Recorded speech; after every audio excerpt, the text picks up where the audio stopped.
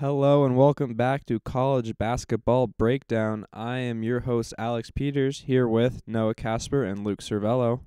All right, we're going to start out in the West bracket with number 1 seed Gonzaga taking on number 5 seed Creighton. Who do you guys have taking it in this matchup?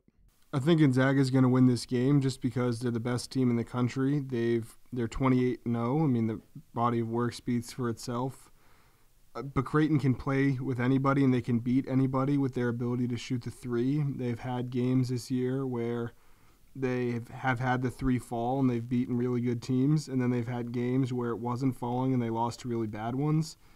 So the key for Creighton is they're going to need their threes to fall, and they need to match up well with Gonzaga's forwards, in particular Kispert and Timme. They're so versatile, and they move around and play a lot of different roles. I don't think Creighton's forwards can match up with them quite well enough to beat Gonzaga. Creighton starts the front court of 6'6", 6'7" guys. I'm sure they'll go to their bench to try to fix that. With the exception of Suggs, Gonzaga focuses down low. I think when you have a guy like Zagorowski, I don't think you're ever out of it. I mean, he's been special in this tournament, been special his whole career. I do like Gonzaga, but I just think with Zagorowski, you always have a chance. All right, we're going to go to the next game. Number 6 USC versus number 7 Oregon. A Pac-12 matchup. Who do you guys like? Yeah, these two teams played each other in late February, and USC won 72-58 at USC.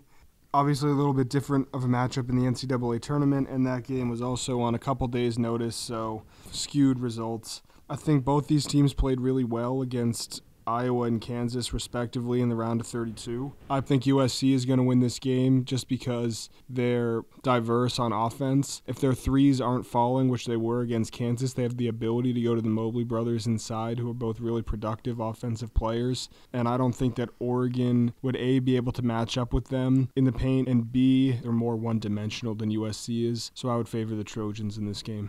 I thought Oregon's win last round against Iowa was one of the most impressive wins I've seen in this tournament. Just how Oregon was able to exploit Iowa's weaknesses and get out in transition, because that was a clear weakness that Iowa had, just getting back. They had a lot of bigger guys. I would give Oregon a puncher's chance because I really like their athletes, and I like their athletes out in space. So that's something USC's got to watch for, but I do like USC, same as Noah.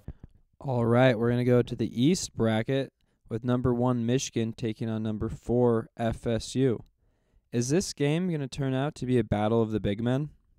Florida State definitely has to put an emphasis on covering down low because I really like Michigan's ability to crash the glass. I think they're a really scrappy team. Definitely a contrast in styles in this game. I personally like Florida State in this game. I think this is a typical Leonard Hamel deep team that can stretch you out, that can play tough perimeter defense, but they're going to have to get big inside. Yeah, if Florida State wants to win this game, they need to keep it a low-scoring game. Their leading scorer averages 12 a game, so they're not an offensive power at all. They need to keep this low defensive physical. If they do that, they will beat Michigan, but if they let this become a track meet or a battle of the big men and they're going up and down the floor quickly and it's a high-scoring game, I think Michigan wins pretty easily in that case. I mean, I'm not a Florida State fan, but I think from just a guy that appreciates good coaches and good basketball, Leonard Hamilton is 72 years old. I just can't see him coaching much more than 5 years, and that might even be high. So it'd be cool to just see him get a title or at least make a Final Four or something like that, because he has definitely been one of the most consistent coaches in college basketball. I've always been a fan of his. Yeah, absolutely. I agree completely. Possibly a last run at a championship this year. Yeah, this could be his last kick at the can. Yeah, definitely could be his last chance at a run. Up next is number 11 UCLA versus number 2 Alabama. Do you guys think UCLA can keep up their tourney run?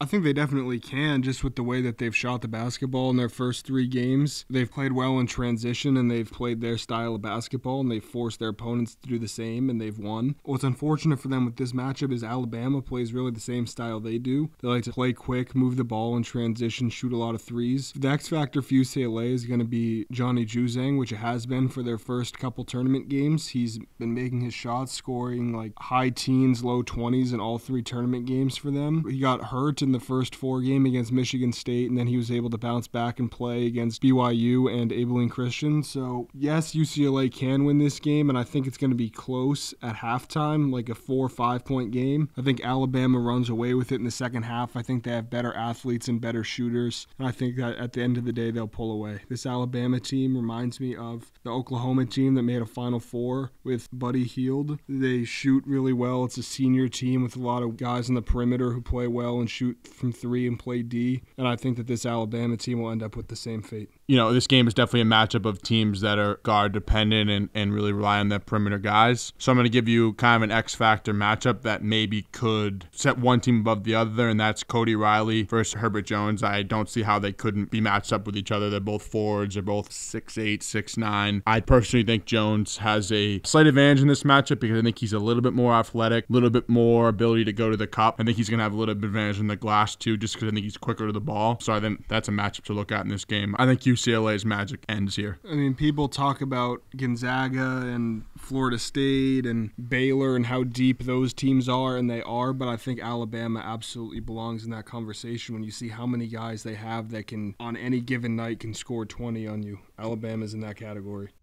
All right, we're going to go take a look in the South region with number 1 Baylor versus number 5 Nova. Do you guys think Nova has a realistic chance of winning this game with a walk-on for them? There's certain coaches in sports that I would never count out in a game, pretty much no matter what.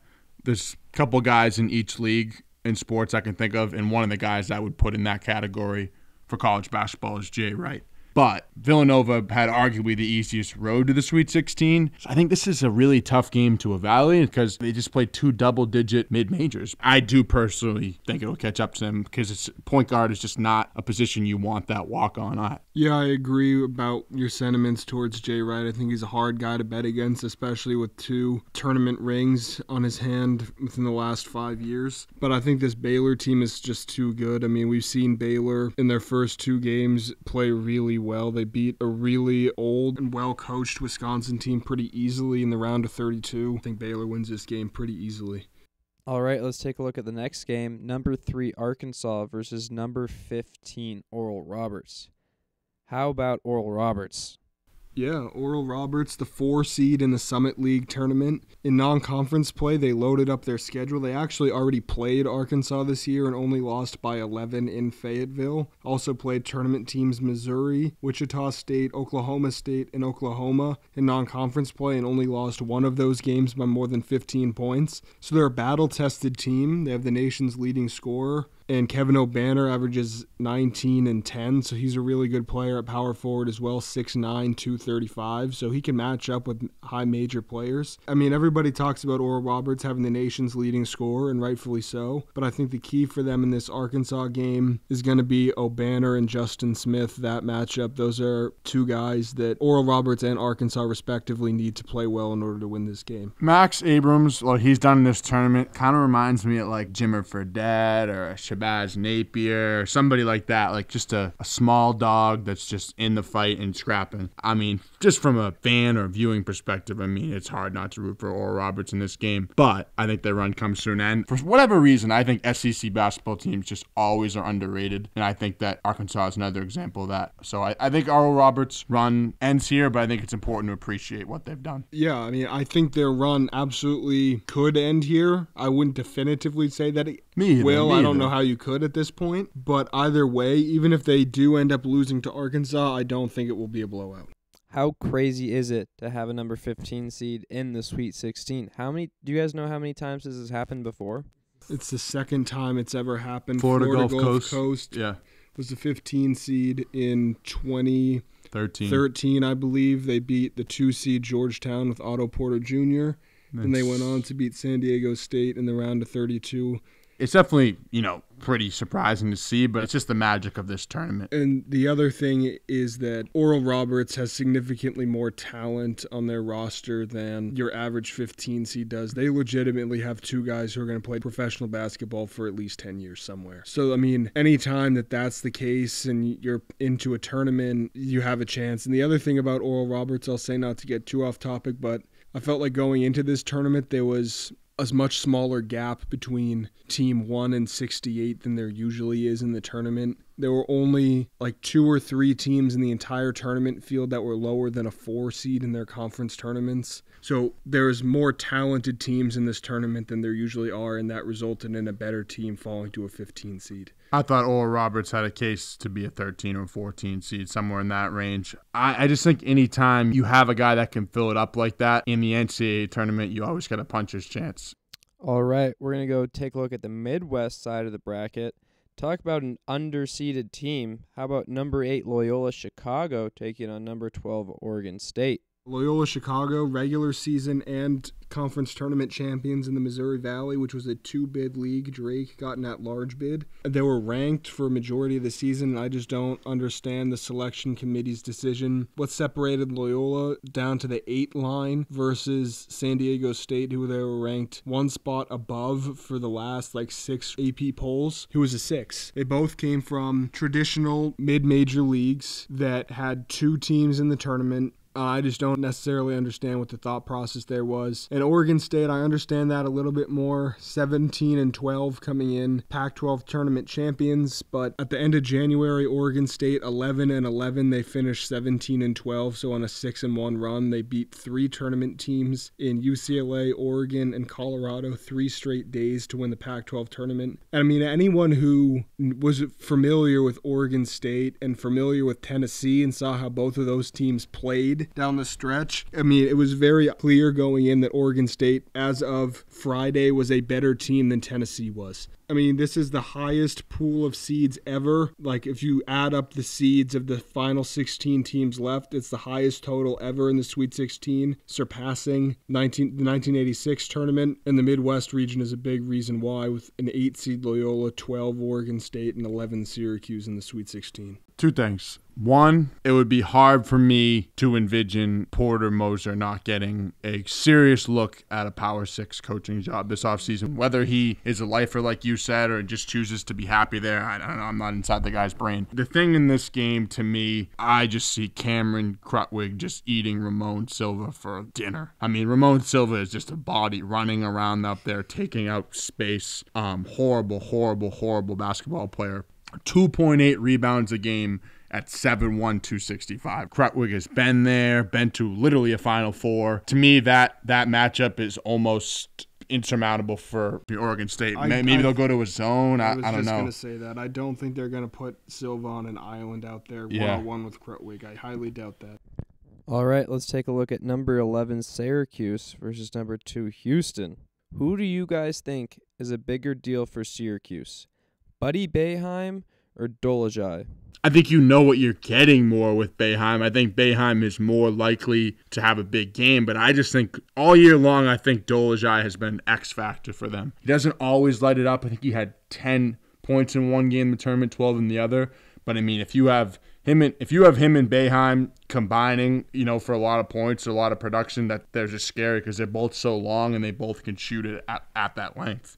So I think Boeheim is more of a known commodity, but I think Dolezaj is more of an X factor. I think neither of those guys is the X factor. I think at this point, people are pretty aware of what both of those guys are for Syracuse. I think the real X factor for Syracuse here is Quincy Greer. Against West Virginia, he had 12 points, 7 rebounds, and 5 blocks. I think that, if he plays like that against Houston, I think Syracuse wins. I think Syracuse is going to win this game. I like Houston in a close game. Houston struggled with Rutgers. It took the final 5 minutes to put them away, and at this point, Syracuse is a significantly better team than Rutgers is, albeit they'll have more time to prepare for Syracuse than they did for Rutgers. But I still like